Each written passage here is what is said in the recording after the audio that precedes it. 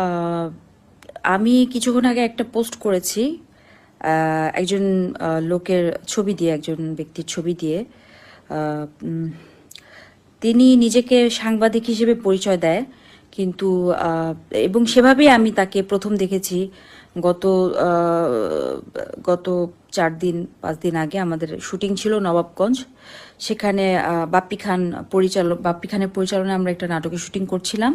সেখানে অনেক সাংবাদিক আসেন আমাদের ইন্টারভিউ নেওয়ার জন্যে, এবং সেখানে অনেক সাংবাদিক ছিলেন। সেখানে চ্যানেল আই থেকে শুরু করে চ্যানেল আই, RTV, কালবেলা এবং আরও অনেক জায়গা থেকে সাংবাদিকরা আসছিলেন, এবং তারা আমাদের সাক্ষাৎকার নিয়েছিলেন, আমার এবং আমার কোয়ার্টিস্ট আরশ খানের। তো সে সময় এই লোকটিও ছিল, এবং অ্যাজ ইউজুয়াল আমি যেটা ভেবেছি, খুবই স্বাভাবিক, সাংবাদিকদের মধ্যে উনিও ছিলেন। আমি ভেবেছি উনি সাংবাদিক, কিন্তু এই লোক আহ, এই লোক বেসিক্যালি সাংবাদিক তো দূরের কথা, উনি মানুষ হিসেবে আদৌ কি মানুষ কিনা আমার সন্দেহ। কারণ উনি এই এই লোক লুকিয়ে বিভিন্ন অ্যাক্ট্রেসদের ভিডিও ধারণ করে, আপত্তিকর ভিডিও ধারণ করে, যেটা আমার করেছে, এবং সেটার ভিউজ 2.1 মিলিয়ন ছাড়িয়ে গেছে, এবং মোটামুটি সেটা অনেক জায়গায় এখন ভিডিওটি নামানোর সত্ত্বেও ডেফিনেটলি মানুষের কাছে এখন ওই ভিডিওটা আছে। আমি যেখানে আউটডোর শুটিং, যেহেতু সো আমাদের লেপেল পড়ার জন্য আসলে স্পেসিফিক কোনো জায়গা থাকে না, আমরা যারা মানে অ্যাক্টর বা অ্যাক্ট্রেস আছি, তো আমাদেরকে আসলে একটা নিজেদের মতো করেই কোনোভাবে লেপেলটা পড়তে হয়, নিজেদের মতো সেভ করে। তো সেখানে আমি আউটডোর শুটিং করছিলাম একটা খোলা মাঠে, আর সামনে যেহেতু কোনো পাবলিক ছিল না, আমার সামনেই সেই সাংবাদিক ভাইয়েরাই ছিল। আমি ভেবেছি যে সাংবাদিক ভাইয়েরা তো আসলে কখনো এরকম কাজ করার কথা না। তো সেই জায়গা থেকে আসলে আমি লেপেল পড়ছিলাম আমার মতো করে, এবং লেপেল ঠিক করছিলাম। এবং সেই ভিডিও সে ধারণ করে আহ, তার একটা পেজ আছে, আমি যেটা পোস্টে মেনশন করেছি, কোনো কাউসার কিংডম অর সামথিং কিছু একটা, সেখানে উনি হচ্ছে ওই ভিডিওটা আপলোড করে। এবং কতটা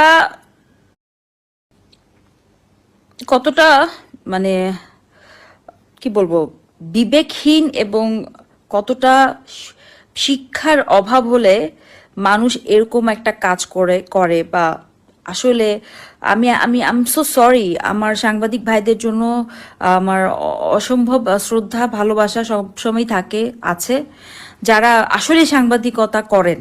হ্যাঁ, কিন্তু যারা এই কতিপয়, মানে আমি বলবো কতিপয়, যারা নিজেদেরকে সাংবাদিক বলেন এবং আসলেই তারা কতটুকু জানেন সাংবাদিকতা সম্পর্কে, এবং তারা আসলেই সাংবাদিক কিনা, এবং এই লোককে আমি একজন অভিনেত্রী হিসেবে আমি এটার এগেনস্টে আমি অবশ্যই অ্যাকশন নিব। সেটা লিগ্যাল অ্যাকশন হোক, আবার যেভাবেই হোক আমি অ্যাকশন নিব, সো দ্যাট এই লোক কখনো কোনো শুটিং স্পটের আশেপাশে যেন কখনো আসতে না পারে, এবং তাকে বয়কট যেন করা হয়। কারণ তার পেজে, আমি না শুধু আমার পেজ, আমার হয়তো ভিডিও সে নামিয়ে দিয়েছে বলার সঙ্গে সঙ্গে যখন তাকে প্রেশার দেওয়া হয়েছে, কিন্তু সেখানে আরো অনেক অভিনেত্রীদের ভিডিও আছে, যেটা হচ্ছে উনি লুকিয়ে সেগুলো লুকিয়ে লুকিয়ে সেগুলা উনি ধারণ করে, এবং লুকিয়ে ধারণ করা সেই আপত্তিকর ভিডিওগুলা সে পোস্ট করে তার পেজে। এরকম আমি সারিকা আপুর ভিডিও দেখেছি, আমি সেখানে স্পর্শিয়ার ভিডিও দেখেছি, আমি সেখানে তানিয়া বৃষ্টির ভিডিও দেখেছি, কুসুম শিকদার আপুর ভিডিও দেখেছি, এবং আরো অসংখ্য ভিডিও আছে সেখানে, যেখানে ও ও এই লোক হচ্ছে কাউসার, হয়তো বা ওনার নাম। তো এই লোক নিজেকে সাংবাদিক পরিচয় দিয়ে হয়তো বা সবার মধ্যে যান, হ্যাঁ, এবং গিয়ে এই সমস্ত কার্যকলাপ করেন। তো আমি আমার সাংবাদিক ভাইদের উদ্দেশ্যে বলবো, আপনাদের নিশ্চয়ই এই ব্যাপারে করণীয় কিছু আছে, বা আমার কলাকুশলী যারা আছেন, আমি যাদের নাম মেনশন করলাম, অথবা যারা আছেন আমার সাথে অভিনেত্রীরা, অভিনেতারা, আমি আপনাদের কাছে আসলে এটার অ্যাডভাইস চাই, বা আমি আপনাদের এক্ষেত্রে আমি জানতে চাই আপনাদের মতামত কি, কি করা উচিত। আমি কিছুই জানি না, আমার মাথায় শুধু একটাই বিষয় আসতেছে, যে এরকম ভয়ঙ্কর একজন জ্ঞানহীন লোক যে কিনা সাংবাদিক হিসেবে পরিচয় দিয়ে আসেন এবং লুকিয়ে নায়িকাদের অথবা অভিনেত্রীদের ভিডিও নেন, আপত্তিকর ভিডিও নেন এবং সেগুলো তার পেজে আপলোড করেন, এটা কখনোই কোনো মানে এটা কোনো কোনো স্ট্যান্ডার্ডে পড়ে না। হ্যাঁ, কোনো স্ট্যান্ডার্ডে পড়ে না। তো আমি আপনাদেরকে বলবো যে প্লিজ আপনারা